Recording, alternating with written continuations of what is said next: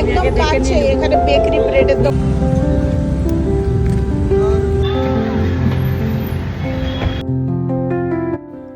Hello বন্ধুরা, good morning. তোমরা সকলে কেমন আছো?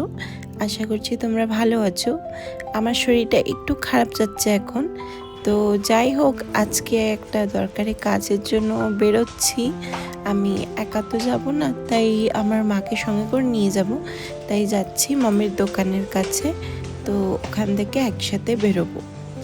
তো এই ভিডিওটা অনেক দিন আগেকারের, সেই সময় আমার শরীরটা ঠিক ছিল না। আবার এখন এডিট করছি, এই সময়ও আমার শরীরটা একটু খারাপ, ঠান্ডা লেগেছে, তার জন্য হয়তো গলাটা শুনে বুঝতে পারছো। তো এখানে চলে এসেছি মামির দোকানে, আর ড্যাডি ওখানে পরিষ্কার করছিল ছোট দোকানটা।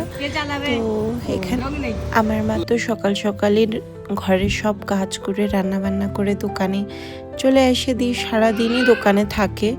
তো খুব একটা সময় আমাদেরকে দিতে পারে না, তাও চেষ্টা করে একটু আধটু সময় দেওয়ার।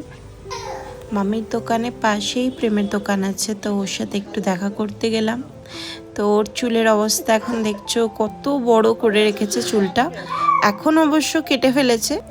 এই ব্লগটা বেশ অনেক দিন আগেকারেরই ব্লগ, কার্তিক পুজোর আগের ব্লগ বলতে পারো। দিয়ে অটোয় বসে পড়েছি, দিয়ে বসে বসে এখন শুধু গল্প করছি। অনেক কথা বলা হয় না মায়ের সাথে, অনেক সময় ফোনেও তেমন একটা কথা হয় না, এত কাছে থাকার সত্ত্বেও।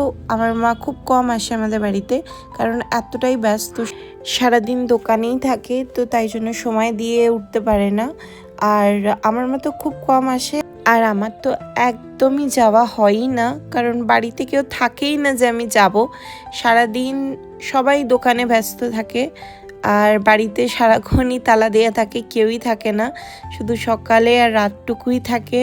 তো তাই আমার আর সময় হয় না যাওয়ার। তো তাই তোমরা কোনো দিন আমাকে দেখতেও পাও না যে আমি আমার মায়ের বাড়ি যাচ্ছি বা কিছু। তো ফাইনালি চলে এসেছি অনেকক্ষণ গল্প করতে করতে। আমাদের বাড়ি থেকে বেশি দূর না।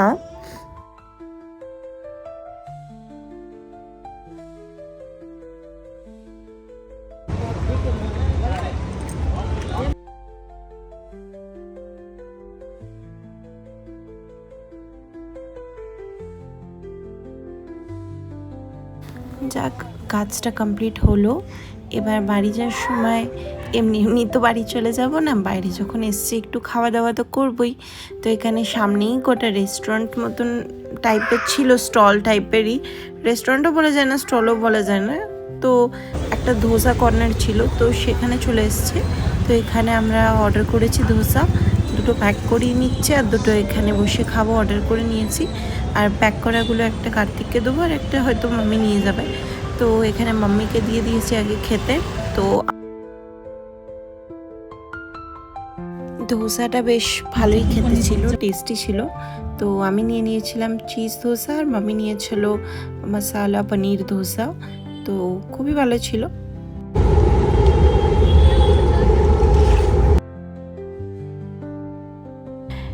তো চলো বন্ধুরা, আজকের ব্লগটা তাহলে এইটুকুই এন্ড করছি।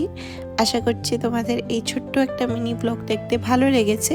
যদি ভালো লাগে আমাকে নিশ্চয়ই একটা লাইক এন্ড কমেন্ট করে জানিও। তো চলো আজ আসি, আবার দেখা হবে নতুন একটা ব্লগের সাথে।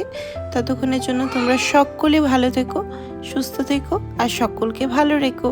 টাটা।